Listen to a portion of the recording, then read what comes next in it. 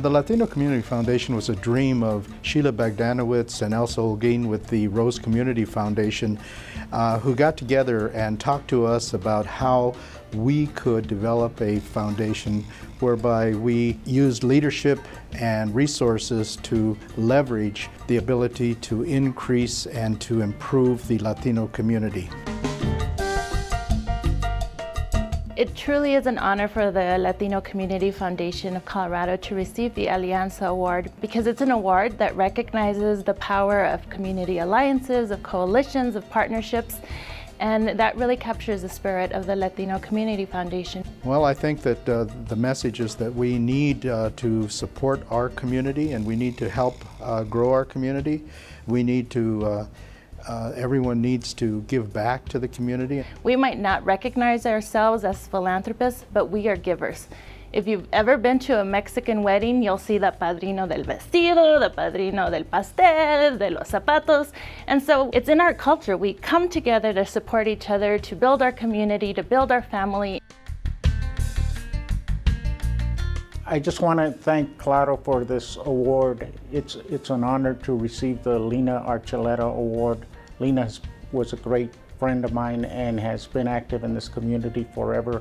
Great educator, and so this award is something special to me.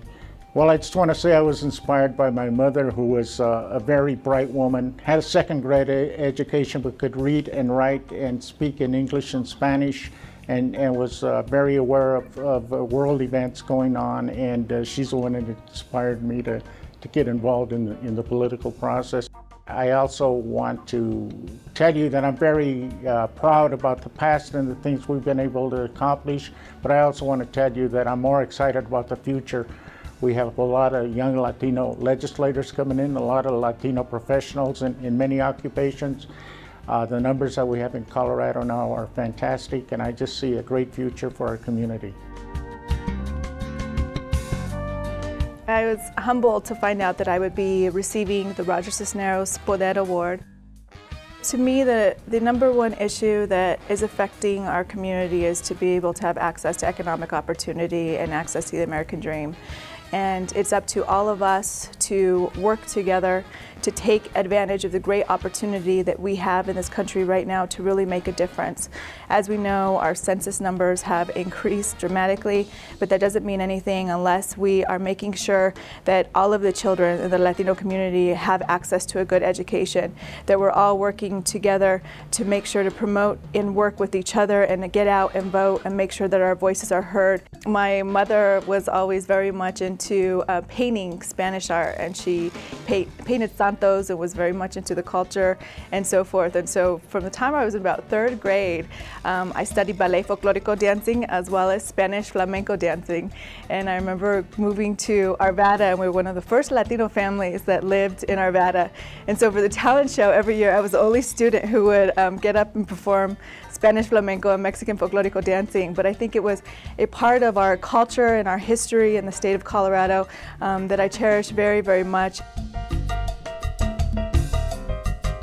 When Olivia told me that I was selected for the Rodolfo Corky Gonzalez Adelante Award, the first thing I thought of was, did I just get mentioned in the same sentence as the legendary Corky Gonzalez, the great boxer, poet, community leader that I had revered for so many years? I had done a fraction of the work that he had done in the community, so I was speechless. Another sports champion has been a hero for me since childhood, Roberto Clemente. Not only was he the first Latino in the U.S. Baseball Hall of Fame and also proud of being a Puerto Rican Latino, but he was also an ambassador for the Latino community in so many ways. I will never forget the ultimate sacrifice he paid for others. He said, if you have an opportunity to do something and make things better, and you don't do that, you're wasting your time on this earth. If you asked me for a message, I would say, vote, vote, vote. Convince your neighbor to vote, teach your children to vote. I don't care who you vote for. Vote in person, vote by mail. Every time one of our community members votes, it puts the Latino community more and more on the map. If we don't vote, we can be ignored. But if we do vote, we can send our candidates to the state legislature, to Washington, D.C., who will fight for our Latino community.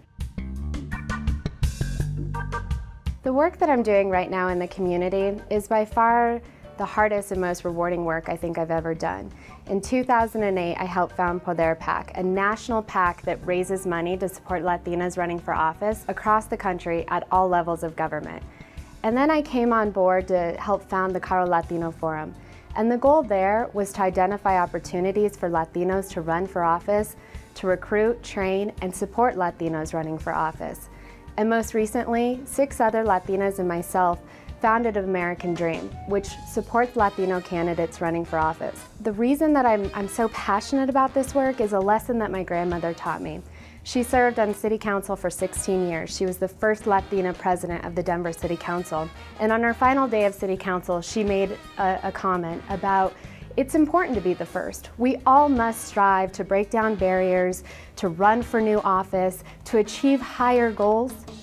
But it is most important for us to make sure that we're not the last, that the work that we are doing now is going to have a long-term impact for our community, for our kids, for the future of Colorado.